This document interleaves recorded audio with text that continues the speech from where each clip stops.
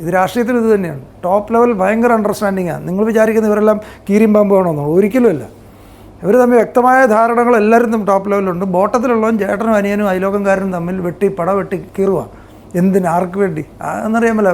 ഈ പറയുന്ന നമ്മൾ പിക്ചറിൽ പോയി കാണുന്നത് ഒരു സിനിമ നമ്മൾ കാണുന്നല്ലോ. അതിൻ്റെ അണിയറ പ്രവർത്തനങ്ങൾ ധാരാളം നടന്നതിന് ശേഷം വന്നു രാവിലെ ഒന്നിച്ചിരുന്നിട്ടാണ് വൈകുന്നേരം ഞാൻ നിന്നെ തെറി പറയും കേട്ടോ എന്ന് പറഞ്ഞിട്ട് അതിന് മറുപടി ഞാൻ നാളെ രാവിലെ പറയുന്നു, അങ്ങോട്ടും ഇങ്ങോട്ടും പറഞ്ഞിട്ട് പിരിഞ്ഞിട്ടാണെന്ന് പറയുന്നത്. ഇത് ആർക്കറിയാവുന്നത്?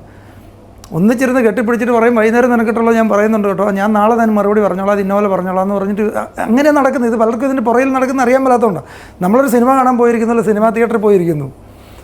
ആ സിനിമ എത്ര കാലം മുമ്പ് അതിന് തിരക്കഥ എഴുതാണ്, എത്ര പേര് അതിൻ്റെ പുറകെ പ്രവർത്തിച്ചിട്ടാണ് നമ്മൾ സിനിമയായിട്ട് വരുന്നത്. നമ്മൾ ഈ സിനിമയുടെ ഇത്രയും ഭാഗം മാത്രമേ കാണുന്നുണ്ട്. അണിയറ പ്രവർത്തനങ്ങൾ ഒത്തിരി നടന്നിട്ടുണ്ട്. ഇത് തന്നെയാണ് രാഷ്ട്രീയത്തിൽ എല്ലായിടത്തും. ഇത് തന്നെയാണ് ബിസിനസ്സുകളിലും. ടോപ്പ് ലെവൽ ബിസിനസ്സുകാരെല്ലാം അവർ തമ്മിൽ കോമ്പറ്റീറ്ററുമായിട്ട് അവർ ഫൈറ്റ് ചെയ്യുമല്ലോ. അവർക്കറിയാം കോമ്പറ്റീഷൻ വരും.